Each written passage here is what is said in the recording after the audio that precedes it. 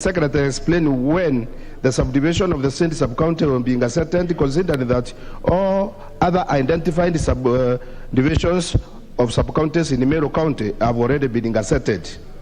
3. When will the new Deputy County Commissioner for the new Kiengo sub-county be posted to the sub-county headquarters for enhancement of service and delivery? I thank you, Mr. Speaker.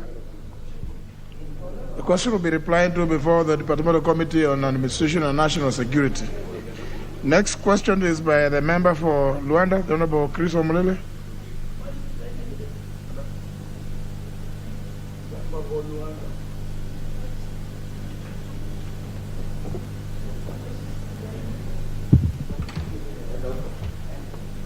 Can you give him the next one? The one where he is.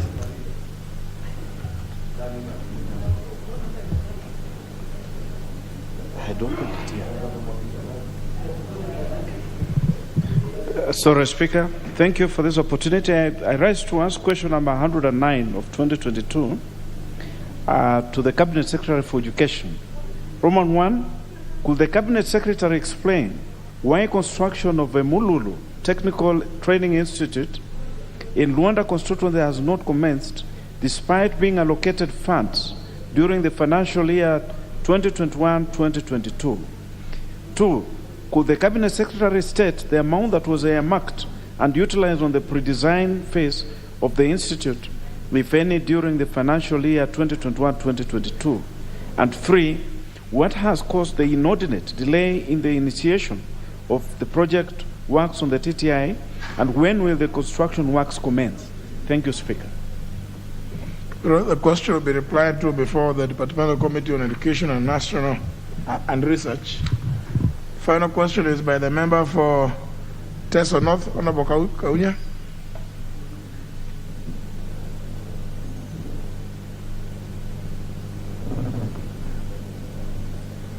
You don't have a card?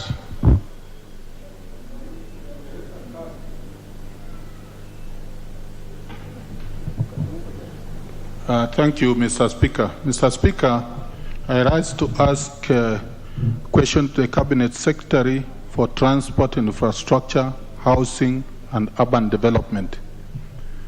Roman 1, could the Cabinet Secretary explain why the renovation of Malaba Railway Station and construction of Malaba Railway Container Depot has stalled nearly a month despite having been funded? Number 2, could the Cabinet Secretary explain challenges faced by the contractor who has since abandoned the site and has failed to meet his contractual obligations on the said projects, including the payment of dues to casual laborers who have not been paid to date? Roman 3, what steps is the ministry taking to ensure that the construction of the station and depot are completed soon as possible, considering its importance in boosting transport network and improving the economy of the region? I thank you, Mr. Speaker. Question will be replied to before the Departmental Committee on Transport, Public Works and Housing. Next segment is on statements, and today there is a response from the Chairman, Departmental Committee on Defense and Foreign Relations, to the request by the member, Honorable Suleika Hassan, Kwale County member. Chair, Defense and Foreign Relations, Honorable Richard Tongi.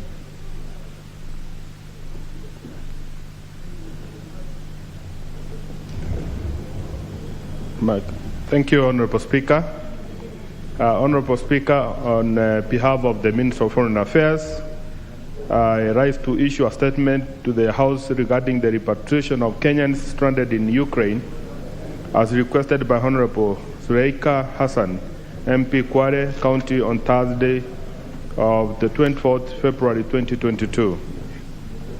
Honorable Speaker, the matter might seem to have taken a little longer than it should have been, but this is because of the nature of the responses which were required, which required quite a lot of engagement and involving other countries so that we can get a more and most appropriate response to that question which was asked, Honorable Speaker. Even as I tabled the response as received, appended to this statement, allow me to give the House a brief history of what has happened in Ukraine, Honorable Speaker, to the best of our knowledge. On the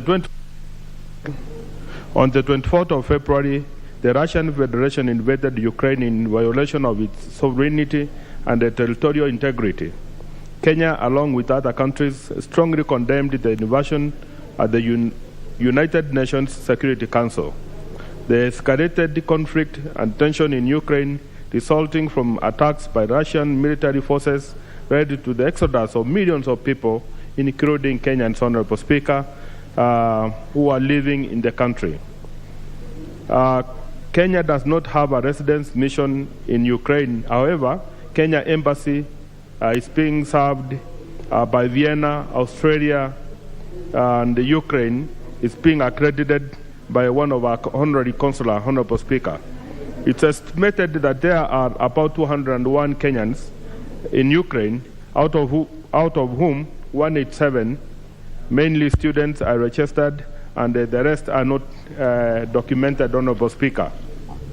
The question was, number one, is the national government considering urgent repatriation of Kenyans caught in Russian invasion of Ukraine back to Kenya? And if so, within what time frames shall this happen? The Minister of Foreign Affairs facilitated the urgent evacuation of Kenyans caught in the Russian invasion, Honorable Speaker. At the onset, the Ministry and the Kenya Embassy, Vienna, issued an advisory to all Kenyans living and studying in Ukraine to urgently consider leaving the country. Kenya Embassy in Vienna, Berlin, and Moscow, alongside the consular in Kyiv, mobilized support for safe passage of Kenyans to neighboring countries, Honorable Speaker. The consular in Ukraine has been providing leadership and guidance to Kenyans on the travel logistics between Ukraine cities and neighboring countries of Poland, Hungary, Romania, Germany, and many other countries in the neighborhood. And he organized transport, Honorable Speaker, alongside with the local authorities for all Kenyans who are willing to be evacuated from Ukraine between the 24th of February and 1st of March. On 8 March 2022, 26 Kenyans, students and family of three who were stranded and were blocked and were unable to move, Honorable Speaker, the Russian military and the Russian government made provision and they provided a safe exit, which helped quite a lot, Honorable Speaker. There was a WhatsApp group which was initiated called Kenya Evacuation, and it is helped to coordinate the students and those who are willing to move so that they will be able to share the notes and experiences for purposes of safety and ensuring that they are moving without endangering their lives and the lives of their loved ones. The Ministry and Kenyan Embassy in Vienna has reached out to families of Kenyans who are affected, and the Honorable Speaker, the Ministry reports as follows. The people who have been moved to Kenya, or Kenyans who have been moved from Ukraine to Kenya, are 37 in number. Those who are moved to Poland are 70. Those who are moved to Germany are 7. Those who are moved to Hungary are 18. Those who are moved to Slovakia Republic are 2. Romania 2. Belgium 2. Ukraine do not want to leave. There are some who are actually not willing to leave Ukraine for whatever reasons, Honorable Speaker. So there are about 6 of them who have not been accounted for. So we believe they have chosen to stay because all the options were available at their disposal to use the avenue which were created by the Ministry and the Government of Kenya. The Ministry and the Kenyan Embassy Vienna continues to reach out to the students and parents of those who were affected, and we are hoping that by end of this month we should be able to have all of them cleared. Question number 2, Honorable Speaker. In lieu of repatriation, could the national government consider relocating these citizens to several regions within Ukraine, or more peaceful regions that neighbor Ukraine? And the answer to that, Honorable Speaker, is yes. The Ministry has already initiated the process, and quite a number of them have actually been moved out. Kenyans who are currently in the border states of Ukraine are being accommodated at the university hostels, temporary shelters provided by aid agencies and churches, while some are staying with relatives and friends and well-wishers. The Ministry and the Kenyan Embassy in Vienna, Berlin, and Moscow continue to liaise with host government, international organizations such as International Organization for Migration and the Kenya Community Organization for Sustainable Provision of Humanitarian Assistance, which is required for our people to be safe. This includes food, clothing, shelter, and affected Kenyans are being, of course, encouraged. In conclusion, Honorable Speaker, all Kenyans who are willing to be evacuated out of Ukraine after the Russian invasion are out of danger, safely back home in Kenya or in state neighboring Ukraine. Number two, over 30 Kenyans are back in Kenya, and a number are expected back home by 18th of March, which is already passed, Honorable Speaker. So as we speak, there are many more Kenyans who are here. Several Kenyans have indicated that they are willing to continue with their studies at the European states, which have similar syllabus and systems of education with Ukraine, so that they can pursue their studies. Number three, the ministry continues to monitor the situation of Kenya in the border countries of Ukraine with a view of providing necessary support. Mr. Speaker, sir, that is the synopsis of the response that I hereby submit to the entire report as received from the ministry. I thank you, Mr. Speaker. Thank you so much.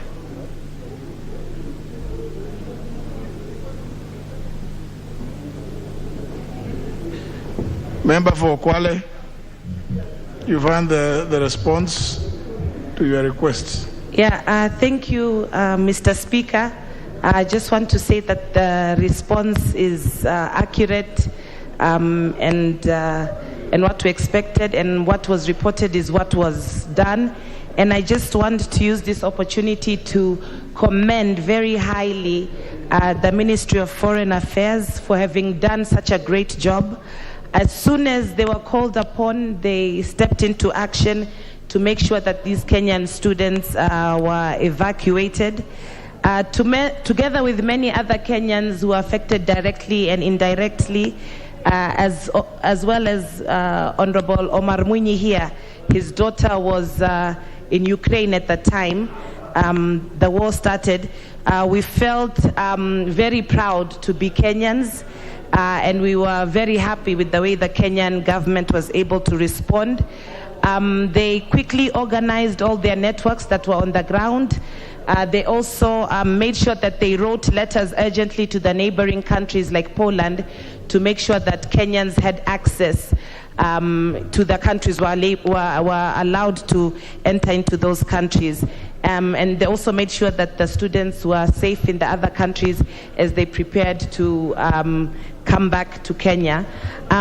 Just one or two maybe recommendations for future is that all Kenyan embassies around the world should be prepared for such eventualities, and they should have readily available, at the snap of the fingers, some ground support to be able to evacuate students or workers or any Kenyan who's in that country, to be able to provide food and emergency healthcare as need be. But otherwise, I want to say thank you very much to the Ministry of Foreign Affairs. They should keep it up, because previously the Ministry of Foreign Affairs have been mentioned badly in such instances. So I want to say thank you very much, Mr. Speaker. And well done. Very well. Thank you. There was a promise and undertaking by the leader of majority yesterday that there will be the statement, but the person who requests the statement is not the Honorable Gladwell Cheriot. Tungo. Tungo. Mr. Speaker, sir, it's a crime to Mr. Honorable Chungwa to misspell my name. Thank you, Mr. Speaker, sir. And on the onset, I want to put my apologies on the floor of the House for not being able to bring the statement yesterday as promised last week. But, Mr. Speaker, sir, I have, on behalf of the Chair of the Energy Committee, a written statement that was sent to us by the CS, who is not available, and we were not able to sit, and that brought about the complication that we were not able to really bring a statement yesterday. Mr. Speaker, as you have understood me right, thank you for accepting my apologies. The statement goes like this. The statement is in response to questions raised by Honorable Aden Duale, MP, the Member of Parliament for Garissa Township constituency, and pursuant to the provisions of the Standing Order number 442C. In particular, the Honorable Member requested for a statement from the Chairperson, Departmental Committee on Energy, regarding the fuel crisis shortage across the country as a result of the delayed subsidy payment to oil marketing companies. He raised the issues as follows. 1, the person to provide the total number of oil marketing companies, that is OMC, petroleum dealers, and small oil dealers, their network distribution across the country, and the percentage shares of the market in the country. Background. 1A, the Kenya relies on refined petroleum products imported through 2 import terminals, that is Kipevu Oil Terminal and Shamanzi Oil Terminal, to satisfy the demand for both the local and transit markets.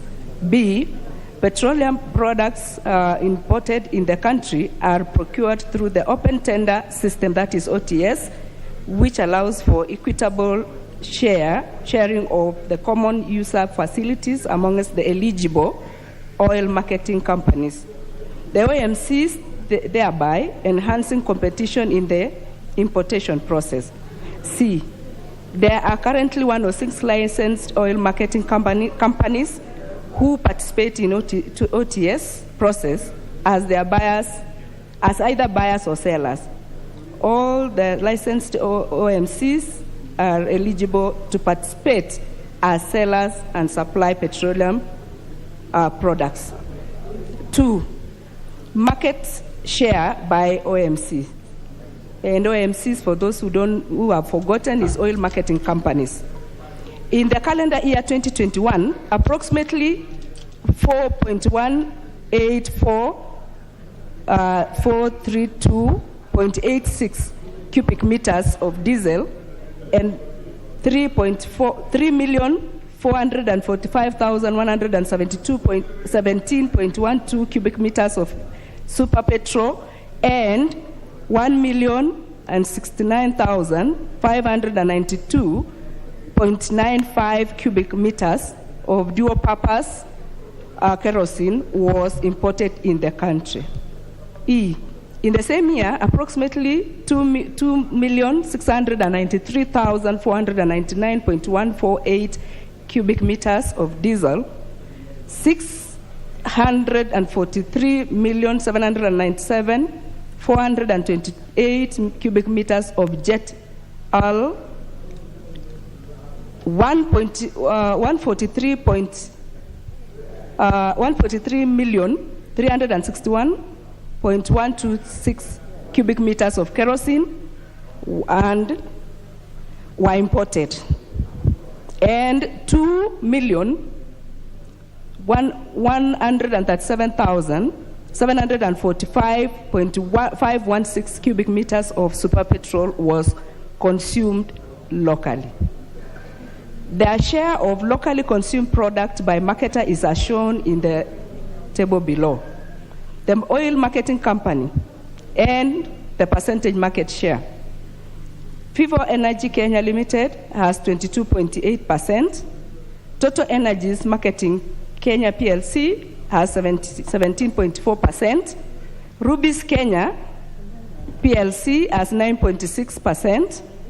Ola Kenya Limited has 6.8%. Oryx Energies Kenya Limited 4.1%. B Energy Limited 2.8%. Tosha Petroleum Kenya Limited 2.6%. Fossil Supplies Limited 2.5%. Petro Oil Kenya Limited 2.3%. Gala Oil Limited 2.2%. Haas Petroleum Kenya Limited 2.1%.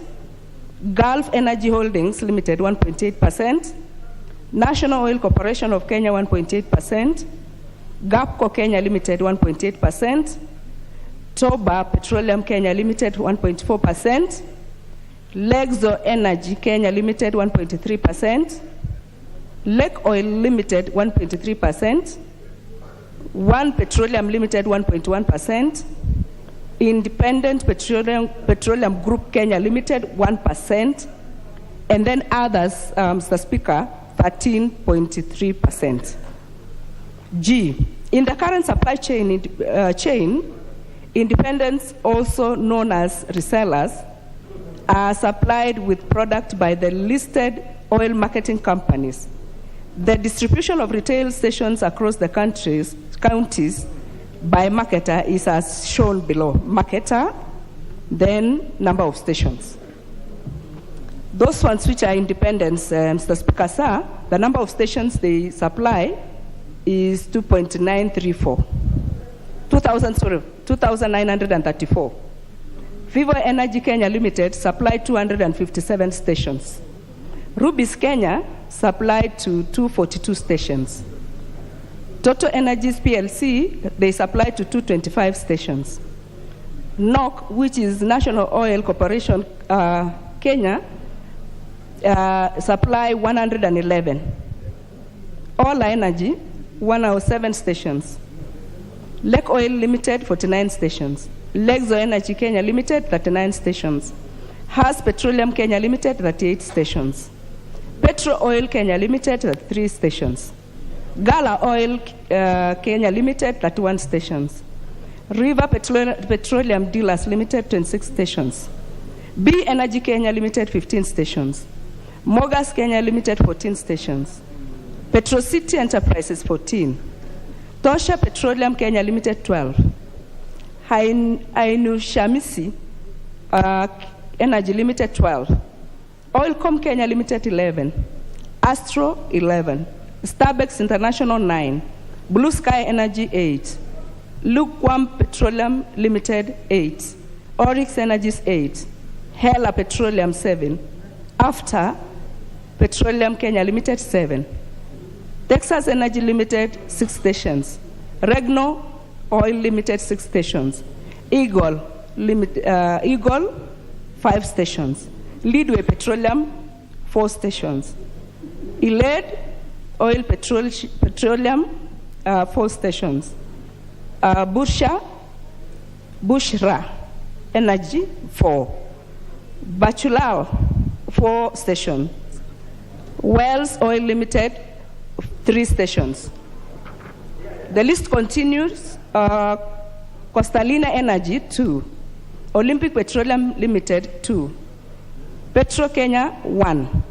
OMC, 1. Grand total, 4,270 petrol stations.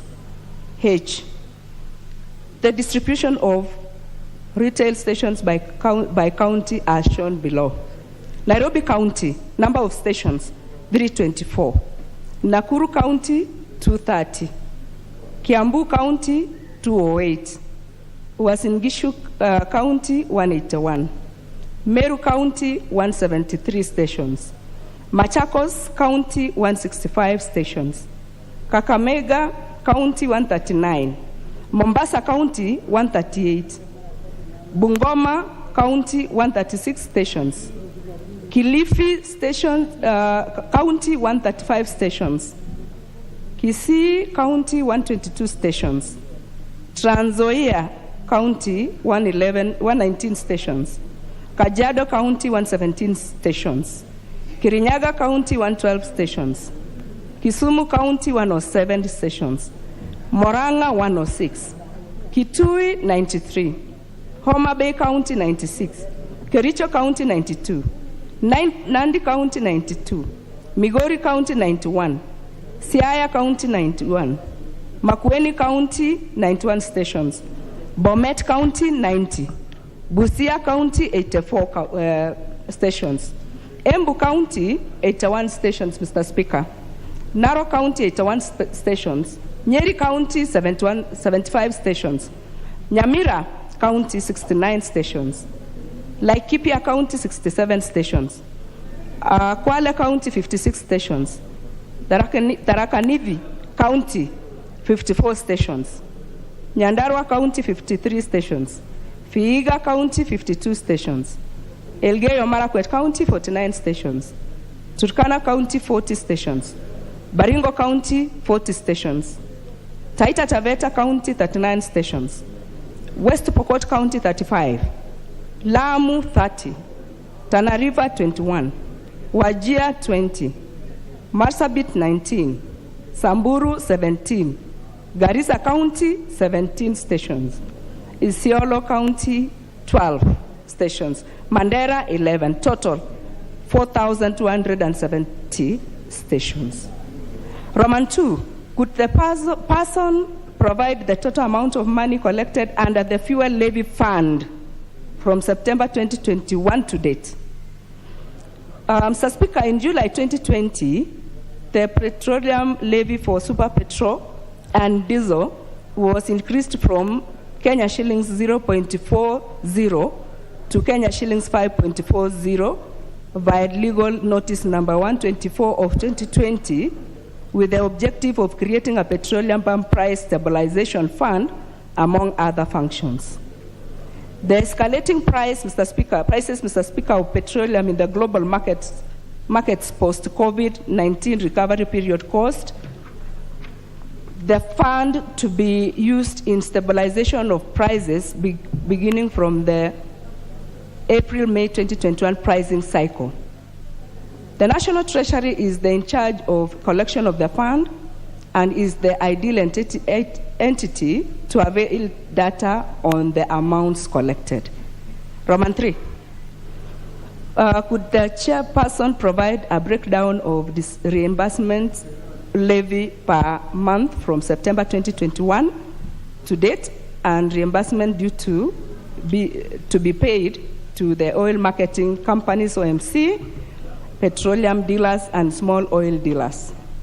The following table shows the total amounts paid for stabilization of fuel pump prices from April-May 2021 cycle to date. Mr. Speaker, the table below, that is, has pricing per month, stabilization amounts in shillings, the amount paid, and the variance. 15 to 14 May 2021, there was 1,448,818,516.2 cents. Amount paid was the same, that is 1,448,818,516.20. Variance remained to be 0. On 15 May to 14 June 2021, Mr. Speaker, stabilization amount was 190,990,400.25. And amount paid is the same, Mr. Speaker, 190,990,404.25. The variance, Mr. Speaker, again is 0. Mr. Speaker, unless you guide, I realize that the table will show stabilization of amounts, an amount paid to be the same and variance to be 0 in the whole table for the whole months up to February 2022, unless you guide that I have to read all the figures.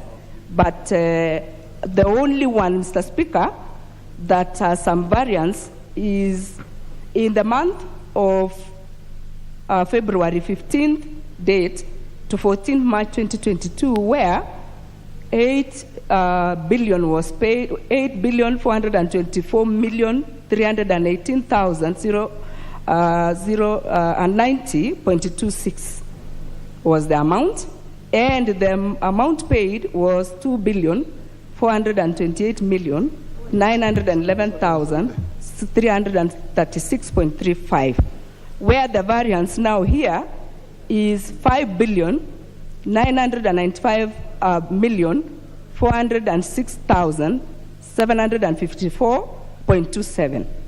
Mr. Speaker, the next one is on 15 March to 14 April 2022. Mr. Speaker, the amount was 8,527,301,592.84. Amount paid, Mr. Speaker, here was 0.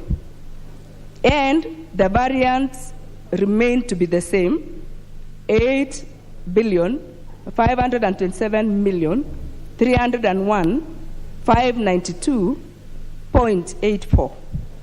Total outstanding, Mr. Speaker, in the variance and paid money is 14,522,708,347.11. Mr. Speaker, this is the total stabilization amount, and before that, stabilization paid by the government to OMCs was 117,167.49. And so, Mr. Speaker, the total stabilization amount payable is 49,164,825,514.60. Mr. Speaker, as you may note from the table above, the government has compensated total of 34 Kenya shillings 34,642,117,167.49 from the Petroleum Development Levy, that is PDL kitty. The total stabilization cost that the government has committed in writing to pay oil marketing companies from April to May 2021 to March, April 2022 is Kenya shillings 49,825,514.60, of which Kenya shillings 34,642,117,167.49 has been paid, including 8.2 billion paid on Monday, 4th April 2022. Today, the total outstanding amount owed to OMC, that is oil marketing companies, is 14,522,708,347.11 and is committed to be paid before the next pricing cycle. Roman 4. Could the chairperson explain the measures put in place by the government to curb fuel crisis in the country? Mr. Speaker, the answer given here is the country has adequate stocks to cater for both local and additional regional demand. As of today, we have adequate stocks in Kenya pipeline system and ships waiting to discharge additional products. The table below shows the stock holding in all Kenya pipeline companies, KBC, depots, and the ships that are waiting to discharge in the next 2 weeks. Mr. Speaker, physical stock position of Kenya Pipeline Company deposits on 06/04/2022 at 00 hours is as follows. Physical stock position at KPC depots on 6 April 2022. Station JKIA by volume cubic meters and the days. Nairobi, the cubic meters available in 17 days. In 17 days is 52,604. That is in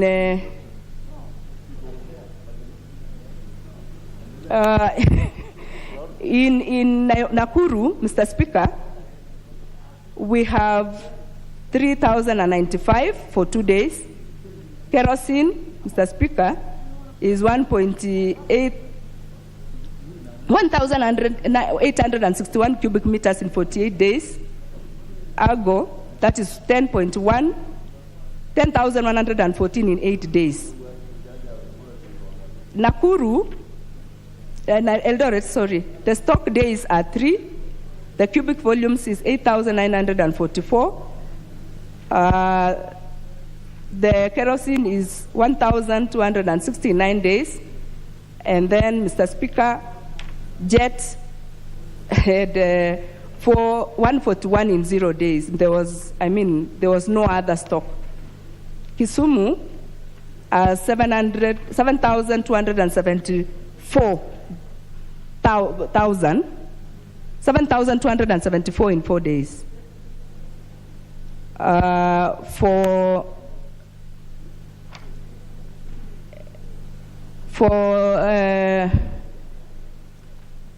MIA, Mr. Speaker, the PS12 here, the station, yes, it has 57,842 cubic meters in 6 days.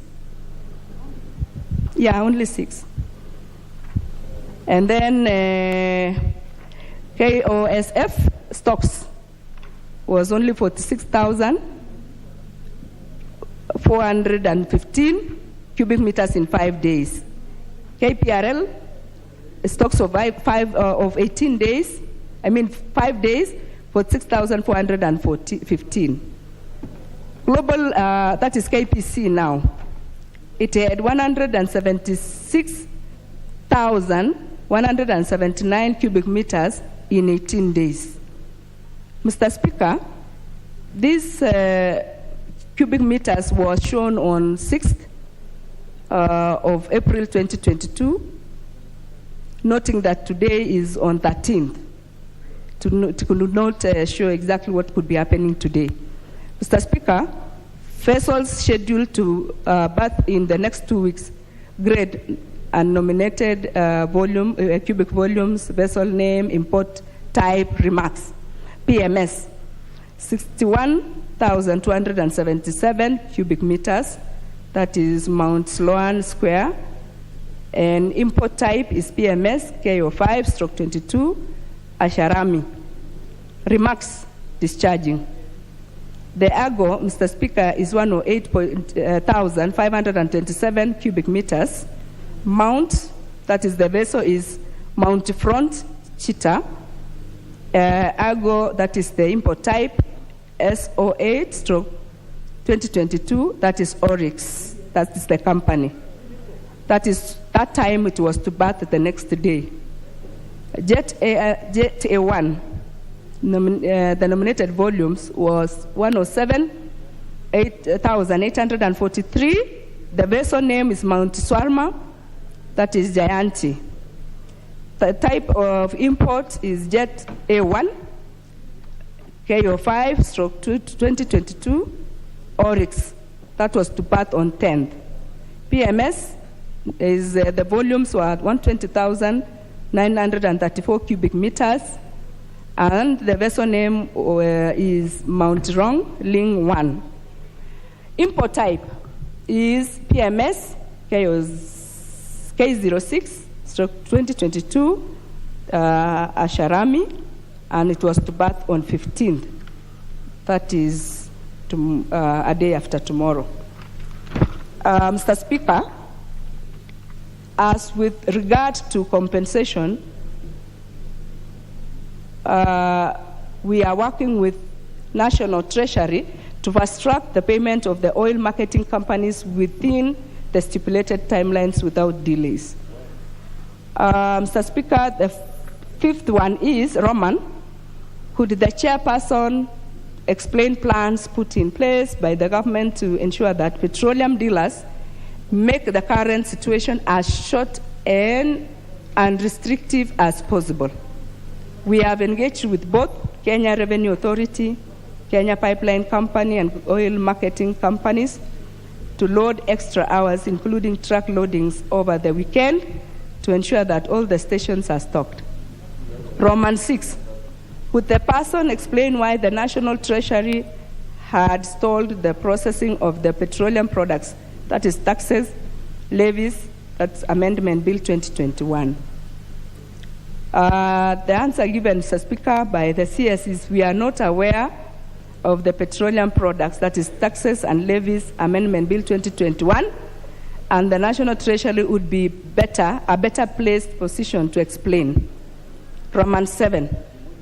Could the chairperson explain the position of the government on the inadequacy of fuel in the country and the contingent measures put in place by the government in the case of a prolonged Russia-Ukraine crisis? As you are aware, Mr. Speaker, Kenya Ports Authority has constructed a new jetty referred to as Kipevu Oil Terminal, that is COT 2. Completion of the jetty requires connection to the existing tanks at the Kipevu Oil Storage Facility, that is KOSF. The requirement necessitated the commissioning of the tanks of Kipevu Oil Storage Facility and were therefore not in use. In this regard, it was therefore inevitable to discharge a ship in one go, making it difficult for Kenya Pipeline Company to distribute products in line with the demand requirements. It's, however, worth noting that both Kenya Pipeline and Kenya Ports Authority are in their final stages of commissioning the new jetty of Kipevu 2. Actions from the Ministry of Petroleum. 1. Mr. Speaker, they are enforcing the selling of petroleum products to wholesalers to ensure that independent oil dealers access products and sell at the prevailing pump price. Number 2, relocating of capacity of OMCs who are selling to the local market by removing the capacity from those that declared them as transit. And 3, there is a spike in demand, and we are working with oil marketing companies to ensure that we schedule additional imports to cater for the shortfall. With regard to the petition raised by the Secretary General of the Consumer Federation of Kenya, Mr. Stephen Mutoro, attached, please find our response to as shared with the Clerk of the National Assembly. Mr. Speaker, I am going to talk on behalf of the Chair of Energy Committee and say that, Mr. Speaker, we have received this written report. We have not met with the CS to really sit with him and interrogate this report. We are looking forward to again continue to seek for a date and reschedule to meet him so that, Mr. Speaker, basing on this report we are reading here, we may not be in a very good position to defend some of the answers she has given. And, Mr. Speaker, sir, it is prudent that the members know that the report has been written and we have not sat with the CS to be able to really come up with the right answers to this crisis. Thank you, Mr. Speaker.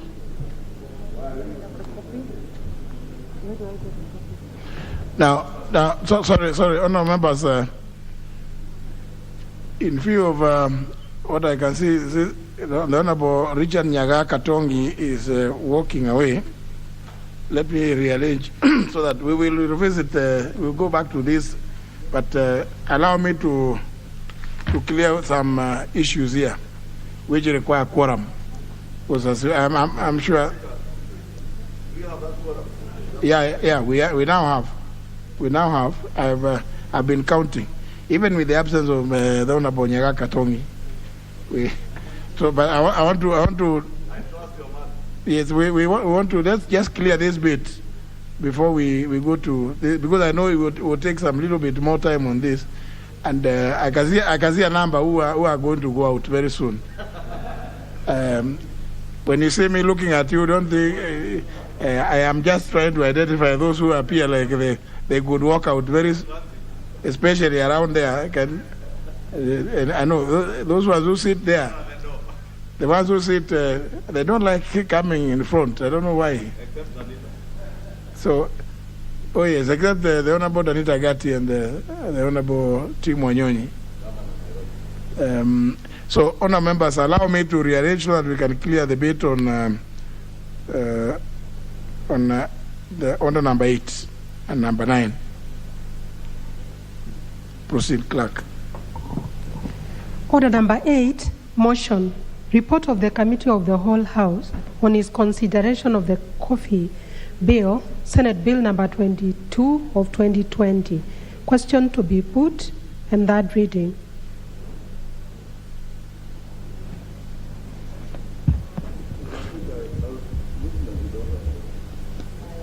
Oh, we have.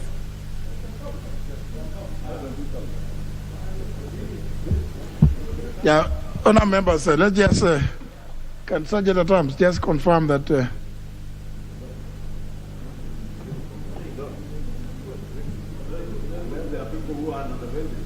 yes, there are some you can't see, who might be able to see from here.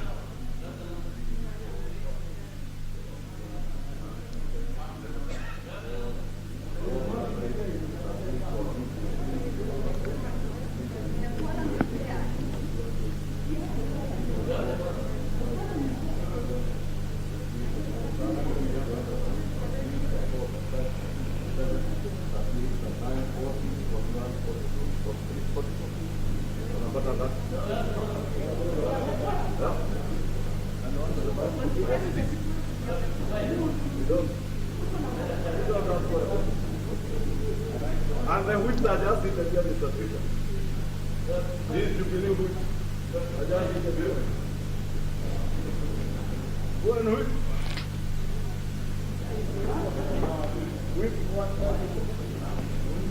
What do you think we pay you for? Whip. Just bring those that are relaxing out there.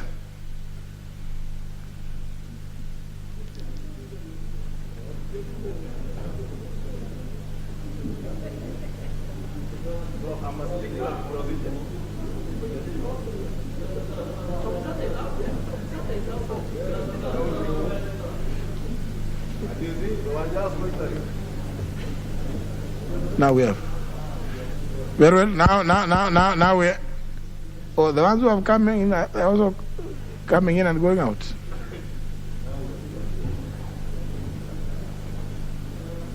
Let's wait for the member for. Is that the member for Narok South or Gatanga? The member for Narok South, is it? Member for La? Oh, member for Lafe.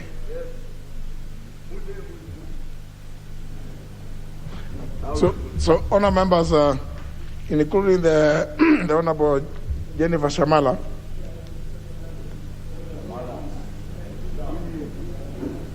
honour members, let's just clear this business. You completed consideration of this business in the Committee of the Whole House, and therefore I put the question, which is that this House do agree with the report of the Committee of the Whole House on its consideration of the Coffee Bill, Senate Bill number 22 of 2020. Will as many as that opinion say aye? Aye. As many as the contrary opinion say nay? The ayes have it.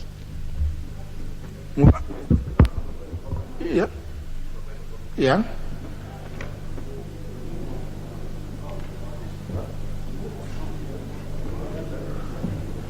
Mover. Thank you, Honourable Speaker. Honourable Speaker, sir, I beg to move that the Coffee Bill, Senate Bill number 22 of 2020, be now read a third time. I also request Honourable Abdul Karim Osman to second. Thank you. Member for Fafi. Thank you, Mr. Speaker. And I second. Oh, I see. You seconded and nothing more useful to add. Other members, I therefore propose a question, which is that the coffee bill, Senate Bill number 22 of 2020, be now read at that time. I therefore put the question on our members, having confirmed that we still quote that the coffee bill, Senate Bill number 22 of 2020, be now read at that time. Will as many as of that opinion say aye? Aye. Will as many as of contrary opinion say nay? The ayes have it. A bill for an act of parliament to provide for the establishment of the Coffee Board of Kenya and the Coffee Research Institute, to provide for the role of the national and county governments, to provide for the regulation, development, and promotion of coffee industry, and for connected purposes. Next. Order number 10, order number 9, the Huduma Bill, National Assembly Bill number 57 of 2021, second reading, question to be put. Honourable members, again, the record shows that debate on this bill was concluded this morning and on the morning sitting. What remained is for the question to be put, which I hereby do, that the Huduma Bill, National Assembly Bill number 57 of 2021, be read a second time. Will as many as of that opinion say aye? Aye. Will as many as of the contrary opinion say nay? Nay. The ayes have it. A bill for an act of parliament to provide for a primary law on civil registration and legal identification management, establishment of the National Integrated Identity Management System, provide for the enrollment into NIMS, assigning of the Huduma number, and issuance of legal identity documents, facilitate the registration of births and deaths, promote the efficient delivery of public services, and for connected purposes. Very well. Yes, what's your point of order now? Honorable Ishongwa.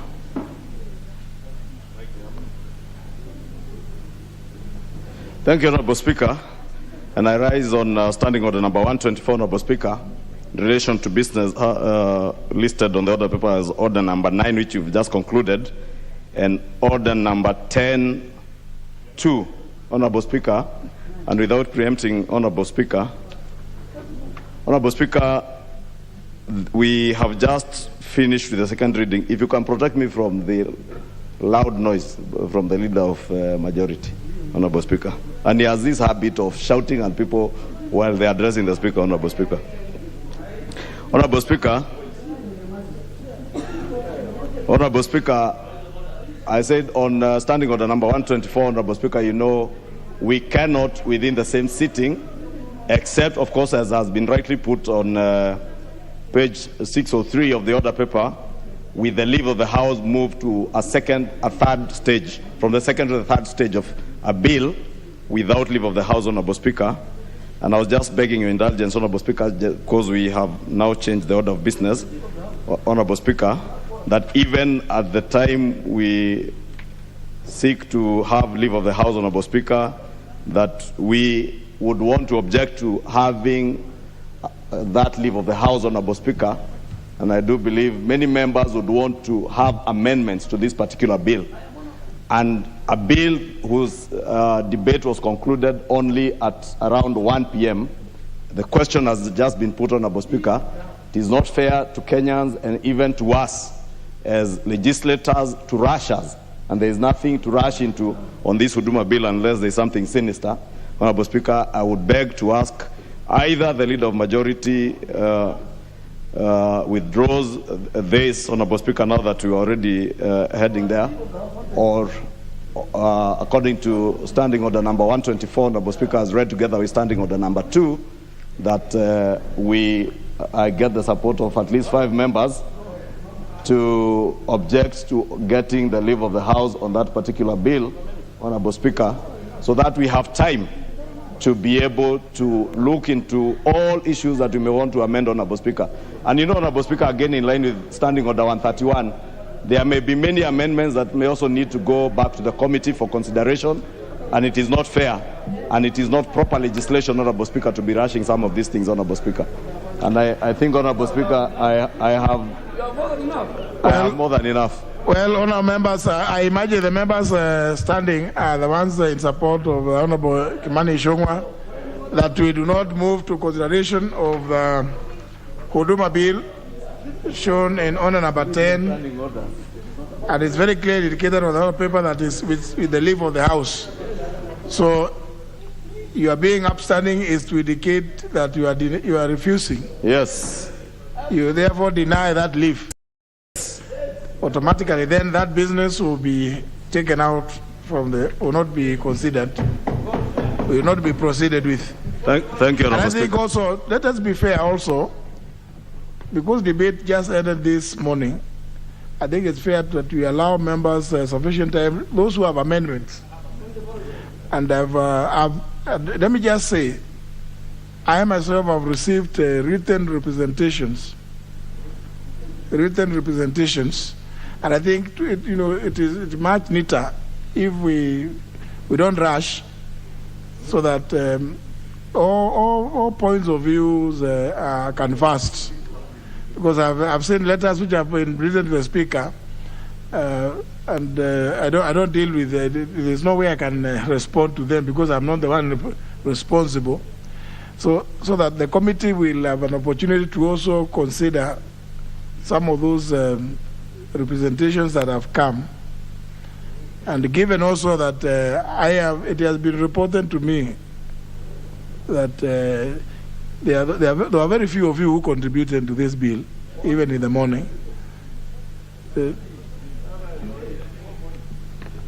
7 of you. 7. 4 members.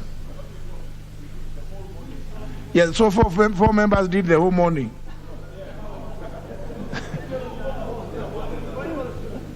Yes, Honorable Duale. Mr. Speaker, this bill is very, very important, Mr. Speaker. Mr. Speaker, I stand on Standing Order 133-2. And Mr. Speaker, this standing order allows members to give notice of amendments 24 hours before the Committee of the Whole House. Speaker, where a bill is read a second time on the same day, proceeds to committee, it violates, Mr. Speaker, and let me say it violates Standing Order 132 and limits the right of members to propose amendments to a bill. Speaker, even if we are coming at the tail end of this Tolof Parliament, so Speaker, don't allow our rights to be curtailed. I really want to indulge you. This bill is so important, and we can rush it the way we rushed BBI. And you know what the fate of the BBI. We can rush this bill, and then, and I can speak from experience, that there are many times we went to court and our litigation department really faced the issue of due process and that. So I really want to ask you, Mr. Speaker, that this bill is given due consideration. This bill even goes through the Standing Order 131 on the winnowing, so that we get a complete bill that befits. Mr. Speaker, members don't know. This bill is deleting the whole immigration department. It is, Mr. Speaker. I'm talking from the bill. We can't talk about amendments. We have not reached the Committee of the Whole House. On the face of it, this bill is completely changing the whole registration citizenship. Speaker, some of us come from areas that border other countries. Our people have been victims, Mr. Speaker. So, Speaker, today as we talk, the whole immigration in Nyaya House is going to be completely a different institution if this bill passes the way it is. So, Mr. Speaker, I really want to indulge you that you give us time, we go do amendments, and we can deal with the Committee of the Whole House when we resume after 3 weeks, Mr. Speaker. We really want to ask you, why are we in a hurry? We are getting with the election laws. Mr. Speaker, there are better issues this House can deal with, like fuel, like the budget, like the finance bill. The Speaker, members sitting here come from constituents, Honorable Abdi Karim, Honorable Fatuma Gedi, who was the vice chair. And I've just told her, when the rubber meets the road, Fatuma Gedi, my good sister, you stand with the people of Wajir. Forget about the vice chair of security. Forget about the government that you purport. Stand with your people. This bill, Fatuma, is bad for our people. It's bad for those who come from border. This bill is bad for the immigration department, which is run very well. Thank you, Mr. Speaker. And the Shona community in Kikuyu.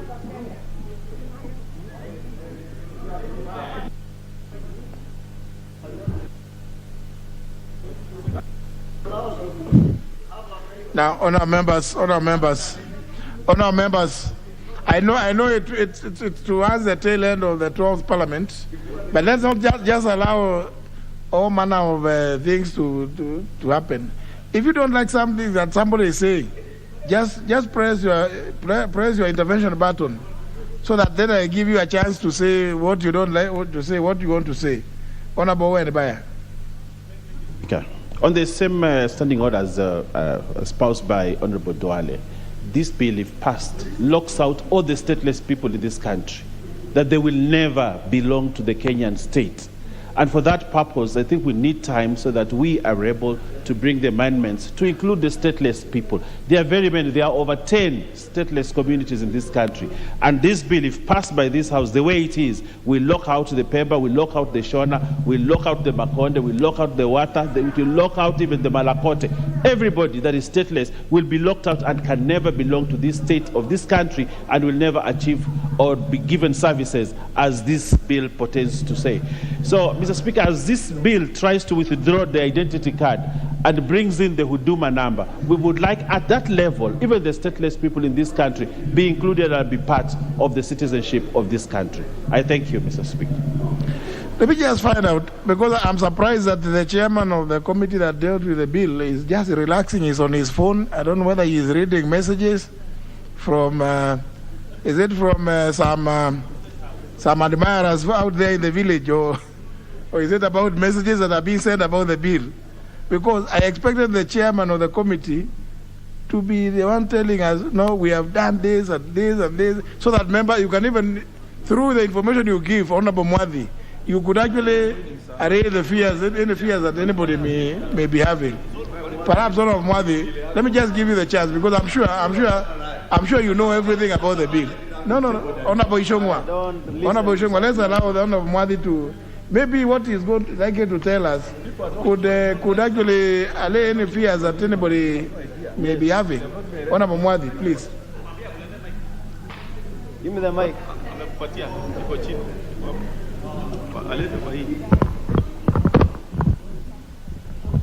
Thank you, Honorable Speaker. You know, Honorable Speaker, I am listening to those who are asking. The leave of the House, honestly, yes, that we can accept. But in terms of what the bill seeks to do, the committee has done thorough work. It has done a report. It has even recommended for amendments which are in line with what I'm listening.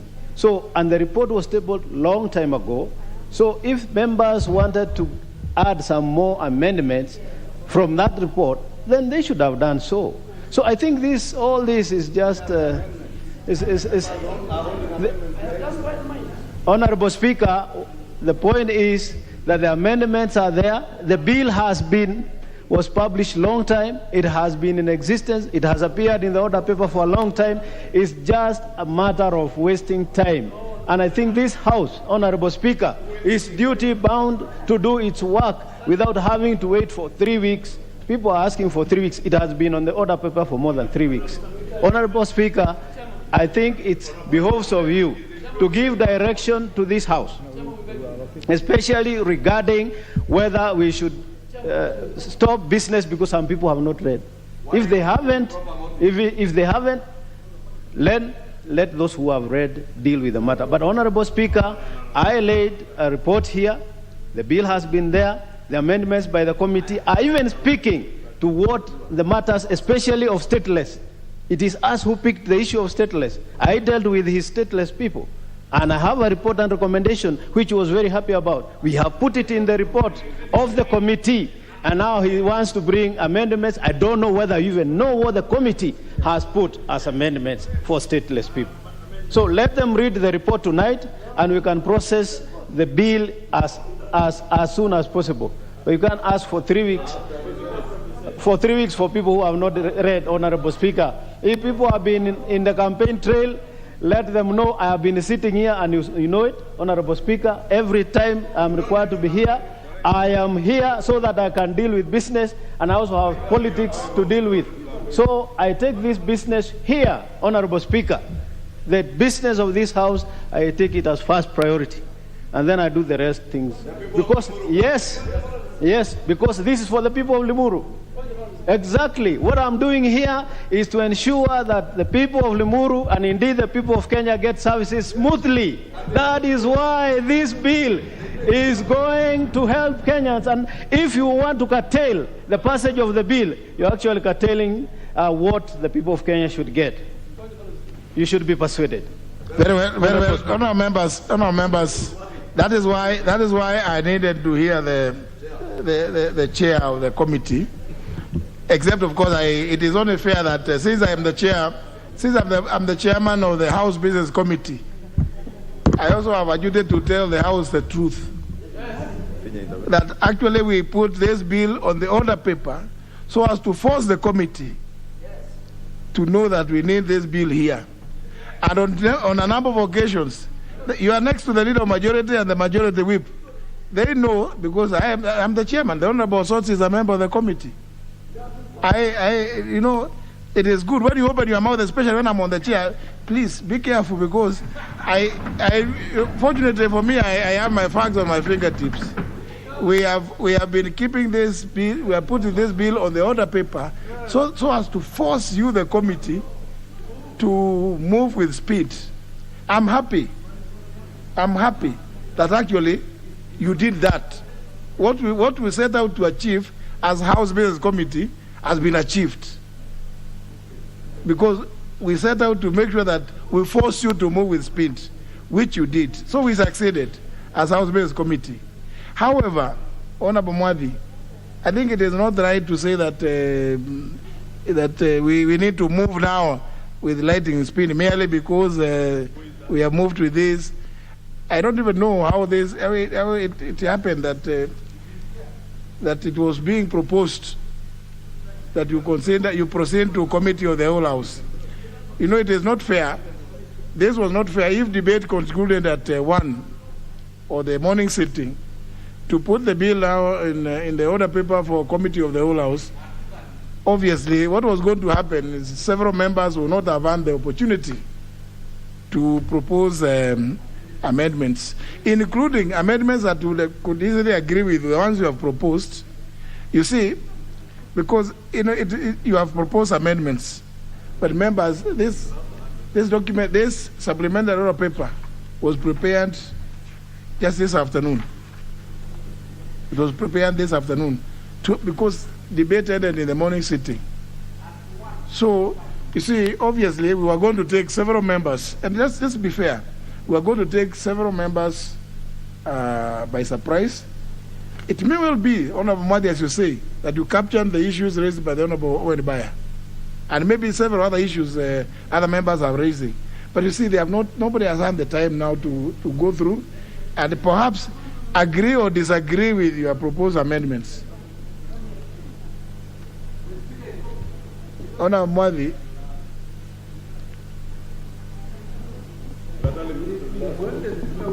Honorable Speaker, for avoidance of doubt, let me be clear that I said if the leave of the House is denied to deal with the committee of this, the whole House today, I have no problem. It was denied. That one was denied. Yes, and I have no problem. The only thing is the one I have a problem with is saying that they need time. I don't know whether to go through what people are debating, or is it to read the report, which I laid last week. It has been there. It is not today. The bill has been there, Honorable Speaker. The report was done. That report in itself contains the amendments which are speaking to some of the issues which are raised. Now, the issue is, what time do we require? If I laid the report last week, what time do we require then for members to read a report that is that size? And yes, they are contained therein. The amendments for the committee are contained in that report, which I tabled. And the bill itself, like you have rightly said, has been in the order paper for a long time, meaning that they have read the principal bill, that proposal, and then they have read the report together with our amendment. At that point, I'm sure members should have started suggesting which amendments to make. So if I put I laid the report, can you protect me, Honorable Speaker, from the shouting member for Kikuyu? He keeps on shouting. I don't know, and heckling. I don't know why he must heckle. And Honorable Speaker, I don't know why you give him so much latitude. You should let me discuss the issue. If you're not happy, you can take your space. So, Honorable Speaker, I'm asking, if I laid the report last week, what further time do we require? It's been a week already, and that report, as I said, and I want to repeat again, that it has the amendments proposed by the committee. So is it that the members have not read the report? And I think you need to give direction without having to listen to people who just want to delay some process. Let me even the Honorable Diana Molo has a point of order. Looks like again you're on a mic that, sorry, mic is not. Okay, thank you. Mr. Speaker, my point first is that, and I was here this morning when we had the debate on the bill, and there are members, like now shouting the highest, like the Honorable Sankok, who supported the bill wholeheartedly. All of them. And praised it and did everything. Honorable Baya, please. Yes. Now, they are the ones now shouting in the presence of others who are not here as if debate was curtailed. And in all honesty, debate was not curtailed. So the first point, Mr. Speaker, is to give you a direction. Do we kill the processes merely because there are members who are absent who feel that they were not heard? Because everything that I'm hearing is not so much about process, it's about the content, and they were not here. Secondly, Mr. Speaker, is your direction in terms of how to determine the leave of the House. Where something needs to be done with the leave of the House, is it determined by majority or minority? Because only 7 people I saw stand to support that idea. So, because the rules have always been, of course, is it to be determined that leaves mean unanimity of everyone, so that if it's objected by one person, it cannot move? Because unless that is the Honorable Ichungwa is really behaving as if he's in a marketplace. We were all quiet when he was speaking, and he's a ranking member. He should surely allow others to speak, because if you are right, your point will sail through. You don't have to shout. So my point, Honorable Speaker, is do we determine leave of the House by requiring that there must be unanimous decision on it, or is it simply on the determination by the Speaker? Because it appears to me that the majority would have wanted, to go in that way. Lastly, Mr. Speaker, I'm happy with the guidance you've given in terms of what the House Business Committee did, because it is true that bills should not stay in committees forever, especially those that need to be fast-tracked. But when then they've taken the move and brought it to the floor of the House, I thought it's in keeping with that decision that it is moved fast, not to again stall it on the floor of the House. So I'm getting confused in terms of what the House Business Committee actually intended. Thank you, Mr. Speaker. Sorry, no. What's your point of order, Honorable Ishongwa? Thank you, Honorable Speaker. Honorable Speaker, maybe just to inform my good friend and colleague, Honorable Tienda Amolo, leave of the House, Honorable Speaker, and I'll just read for him standing order number 2. Leave of the House means there being no objection by any member, either with the sympathy of the Speaker or with the support of at least 5 other members. And being a good and accomplished lawyer, and the standing orders are in very simple English, I thought it would be very easy for the Honorable Tender Molo to understand that. But Honorable Speaker, on also to the chair of the committee, Honorable Speaker, it's completely out of order for the chair of the committee to be imputing improper motive on any member who has risen to his place, like the Honorable Owen Baya, to speak to some of the issues and the amendments. And the Honorable Chair is misleading the House that indeed amendments were in the report. And we know, Honorable Speaker, amendments become amendments of the House once they are approved by the office of the Speaker and published on the order paper. The amendments on this order paper were only published when this order paper was published last night. Therefore, it is completely misleading for the chair to be misleading the House and Kenyans out there who do not know that maybe the Honorable Owen Baya or any other member had not read the report. We read, and that is why members want time to be able to propose amendments and even to be able to offer your committee an opportunity to even do winnowing of some of the amendments that probably could be similar to the amendments that you have proposed here. Therefore, if, Honorable Speaker, now that the leave of the House has been denied, it is only fair that the chair ceases being too emotional on this matter and allows the House, because this legislation is to be legislated by the House, not by his committee, not by the member for Limuru. It is for posterity and for the benefit of Kenyans. He may not be aware that even members within his own committee are proposing further amendments to the committee's amendments. In fact, I was shocked when the Vice Chair, Honorable Gedi, behind here, was telling us that I never agreed, I never signed, I have not signed. And I don't know whether she has signed the report or not, or she was speaking in response to the issues that have been raised. But indeed, there are issues, Honorable Speaker, that the chair and the leader of majority must desist from rushing us into a process that will not be beneficial to the people of Kenya. And the issues of statelessness, as have been raised, don't just affect the people in Kilifi. I have constituents in Kabete, in Mugoga, some in the Honorable Muadhi's constituency, the Shona community, that has now moved to Rironi, in Keno, here in Hurlingham, the Shona community is there, Honorable Speaker. And as much as we have addressed some of the issues that we do not want to be rushed into, unless you have other ulterior motives that you are not telling the people of Kenya. Let me hear the member for Saku.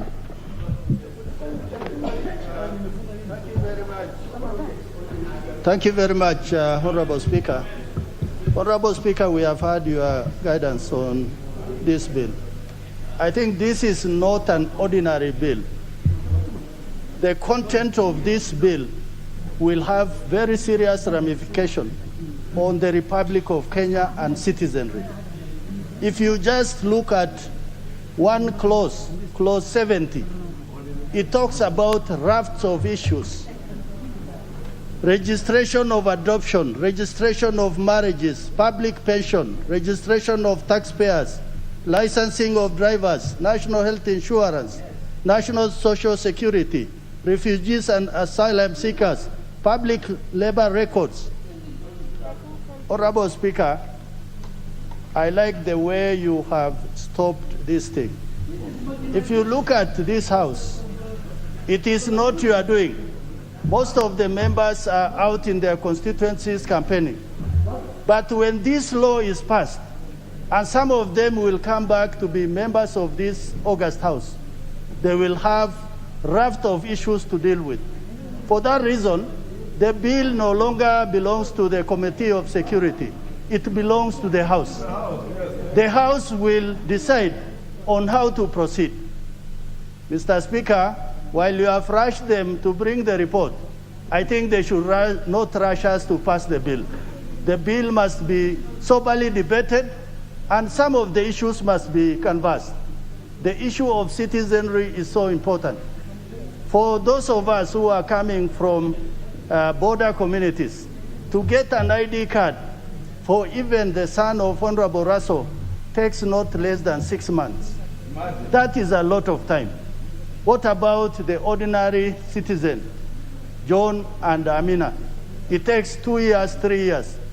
For that reason, Honorable Speaker, this is not an ordinary bill. This is about the Constitution, because people will go out there and under Chapter 6, under Bill of Rights, people are going to challenge this bill in a big way. And this House must proceed with caution. I thank you, Honorable Speaker. Now, Honorable Sankok, you said you are mentioned, but you appear to be comfortable. You are mentioned to have supported adversely by Honorable Otiendo Omolo.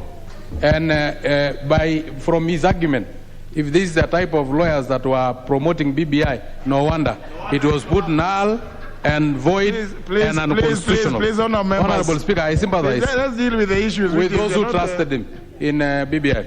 So, Honorable Speaker, I was in this House when we were discussing, and we did not say that we don't support the Huduma Bill. We are not saying that. We are saying that it was completed, the second reading was completed at 1:05. In fact, we went beyond the required time, the National Assembly time, Honorable Speaker. So, Honorable Speaker, from that time, and I think, Honorable Speaker, you should protect me from the majority leader, Honorable Kimunya from Kipiripiri. Let me assure you, I can only be guided by Honorable, the Speaker of the National Assembly, the Right Honorable His Excellency Justin Muturi, but not any other hecklers around me. So from today onwards, allow me to be there. You cannot tell me, step down, talk like this. No, she telling me she as if I'm your girlfriend. Honorable Speaker, now, I was here and we support the bill. But I have said that when we have a second reading, it will enrich what will come up with in terms of a committee of the whole House. If it is only between 1 hour, when will we have the members' contribution so that we can enrich and we can use the members' contribution to come up with the amendment, Honorable Speaker. Honorable Speaker, it is very clear, according to our standing order, that the leave of the House can be, 124, can be denied only by one member with sympathy from the Speaker or one member supported by 5 other members. It did that. So why is Honorable Otiende want to amend our standing order when it is still not time? So, Honorable Speaker, I think you have ruled, and we like your ruling, and we thank you for that. Now, let me hear from the member for Seme. Speaker, the issue here was simple and straightforward.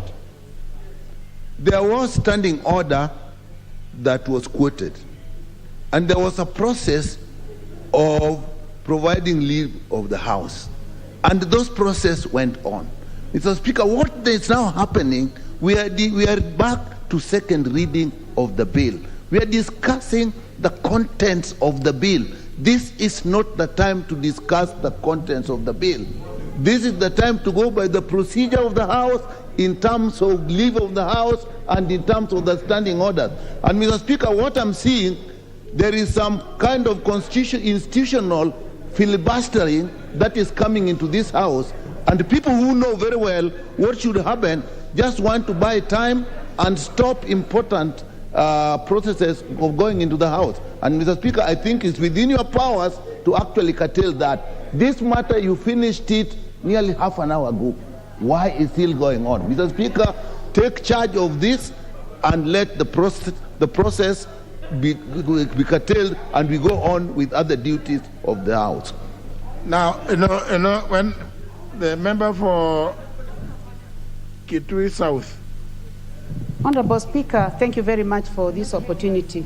Mr. Speaker, you gave us very good guidance, and you followed Standing Order 124, and we would like to appreciate the guidance. Mr. Speaker, is it in order for the Honorable Sankok to call us hecklers and says that these hecklers around me, Honorable Speaker, and also we have been following this afternoon, Mr. Speaker, some of our colleagues have been shouting to the Leader of Majority seated where he is. They have been saying that they are being disturbed. Mr. Speaker, protect us from the leader of majority. And I have not seen the leader of majority doing anything. He has been seated on his seat and he has not done anything. Honorable Speaker, this is really, we are being mistreated, Honorable Speaker. And these members, especially the ones around the leader of majority, they are really harassing him, Honorable Speaker. Mr. Speaker, I am actually objecting us being called hecklers. Honorable Ichungwa is the one, Ichungwa is the one who is really shouting that, at his highest point, with the highest voice shouting that the leader of majority is harassing him even when he's quiet, Honorable Speaker. So, Honorable Speaker, we are not a class number one. And Mr. Speaker, you have been very kind. Please also protect us from these members, especially the ones who are seated around the leader of majority. Around us, Honorable Speaker. Yeah, this area, Honorable Speaker, is the worst. Honorable Kaki Nyamai. Honorable Rachel Nyamai Kaki. You spoke very well, but I was waiting for you to go for what is normally called the killer punch, but you did not. I thought after explaining all what you did, you are going to demand or require that somebody be required to withdraw and apologize. But you have sat down, so no. Now, let me give the member for Wajir South. Wajir County, sorry. Mr. Speaker, everybody had Sankok say hecklers. Mr. Speaker, please, can I encourage you, honorable members? Is he in order? No, just a minute. I'm not going to. Don't. Honor members, can I encourage you to adopt the style of referring to each other as honorable members, so that that's how we will begin with the decorum. So that the member for Wajir County is the Honorable Fatuma Gedi. You know, I religiously do that. So please, thank you. Thank you, Mr. Speaker. I'm guided. Mr. Speaker, is Honorable Sankok in order to call us hecklers when he knows we are honorable members of this House? Can he withdraw or apologize, Mr. Speaker? Because we are not hecklers, we are honorable members of this House. Thank you. Honorable Sankok. Honorable Sankok. You are a bad teacher. Can you withdraw? You refer to members around you as hecklers. I never mentioned any member, Honorable Speaker. And a heckler is somebody who talks back at you when you are talking. And Honorable Kimunya have that habit of talking back to members when they are talking.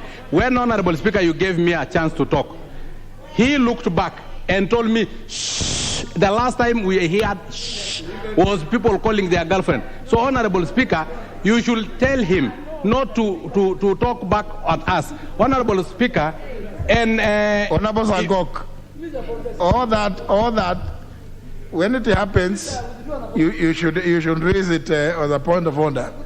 Now, to the extent that you refer to the members around you as hecklers, that is unparliamentary, and you should withdraw. Honorable Speaker, because I respect you so much, Honorable Speaker, because now, you know, Honorable Millie Odhiambo, sure. Now, you cannot be shouting. Actually, you are shouting at the Honorable Sankok. I've said, Honorable Millie Odhiambo, please. What is good for the goose must be good for the gander. Yes. So now don't protect me when you are seated. Don't. Honorable Sankok, please proceed. Let's clear this.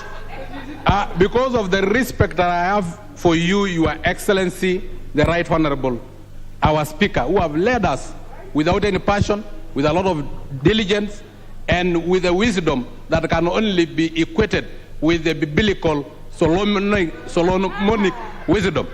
I withdraw whatever I said, and I apologize, because the facts are there, and I have withdrawn those facts so that I can massage their ego. Now, are we not able to proceed? No, we can proceed with other business. No, let's not help him. No, don't help him, because if you help him, Honorable Duale, what? No, Mr. Speaker, I really want to beg Honorable Sonkok that yes, you have a lot of respect for the Speaker, and based on that you are withdrawn. But you must also have respect for the standing order and for the dignity of the House. We want you to have dignity for the House. We respect, yes, we respect our Speaker, but you know, the moment that the Speaker told you to withdraw, the Speaker represents the whole House. I really want to ask you humbly that you say, yes, I did it for the Speaker, but again, based on the respect I have for the House and for my colleagues, I withdraw and apologize. That's more better. It's more decent. Now, you see, we are the tail end. Now, if one person raises a point of order, you can't also say you are right. And please. I have respect for all honorable members. I withdraw and apologize. That matter should now come to. No, the Honorable Mwadi, I think let's leave this one. Now, this is my final instruction on this matter.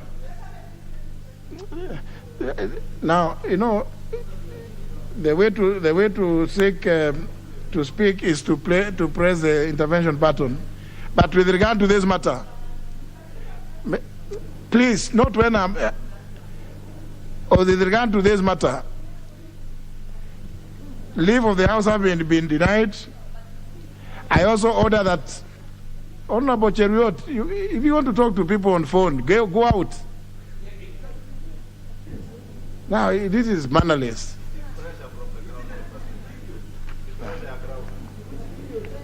I will, honour members, I direct that the clerk will provide me with the proposed amendments, the proposed committee amendments, which I had not myself seen, so that I see whether to approve them as they are all or direct otherwise. Because it is true that they were just put in the order paper, they have not passed through my office. I haven't seen, I haven't gone through. It's not right for me to just have them put here. I will have to approve them. That is the procedure. Yeah. So, please, you must have your card. I'm looking here, I don't see your card.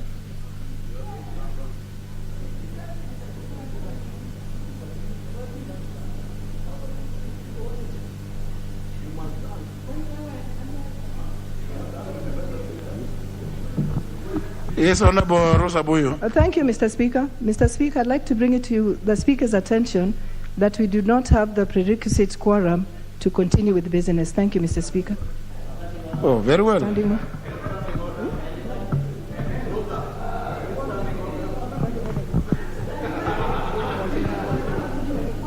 Just count.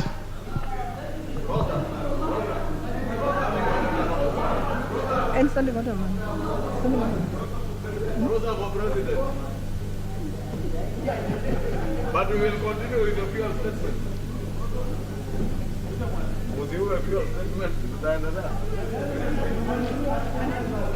Do we have the? Do you? No sign.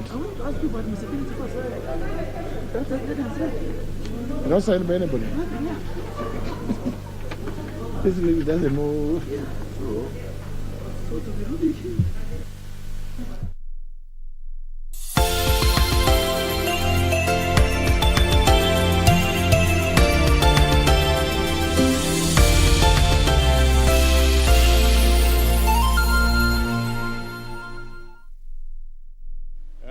very historic day of your commissioning of the Ulinzi Sports Complex, the first of such facilities in the KDF.